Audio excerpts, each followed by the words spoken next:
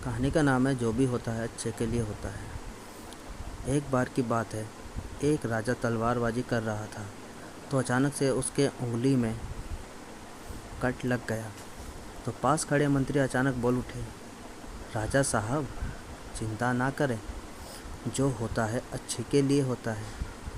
यह सुनते ही राजा को गुस्सा आ जाता है। राजा उस मंत्री को कारागृह में बंद करने का आदेश दे देता है और बोलता है, इसको फांसी पर चढ़ा दिया जाए। यह सुनकर मंत्री घबरा गया। उसने राजा से निवेदन किया, महाराज, मैंने आपके यहाँ इतने बरसों तक काम किया है, क्या आप मेरी अंतिम इच्छा पूरी नहीं करेंगे? राजा बोला, ठीक है, बताओ क्या है तुम्हारी अंतिम इच्छा? मंत्री बोला, कृपया मुझे 10 दिन का समय दीजिए, उसके बाद आप मुझे जो चाहे वो सज़ा दे दीजिए। राजा ने उसकी अंतिम इच्छा मान ली। राजा दूसरे दिन अपने सैनिकों के साथ जंगल में शिकार पर निकला। जंगल के बीच में राजा अपने सैनिकों से बिछड़ गए और रास्ता भटक गए।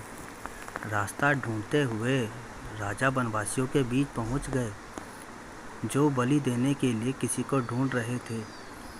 वनवासियों ने राजा को पकड़ लिया और वन की देवी को बलि देने के लिए ले गए।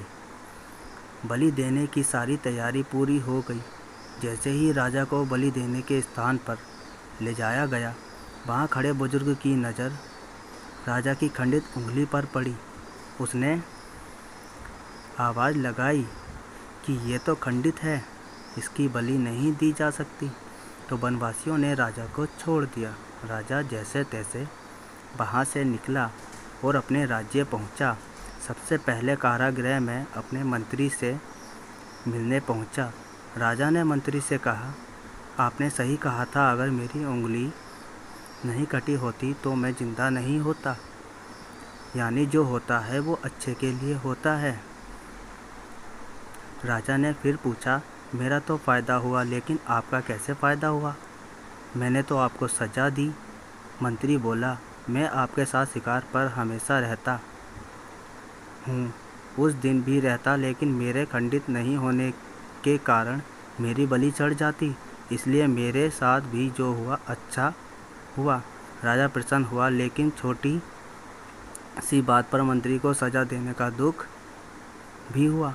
इसीलिए राजा ने मंत्री को कारागृह से निकलकर फिर से अपने साथ रख लिया।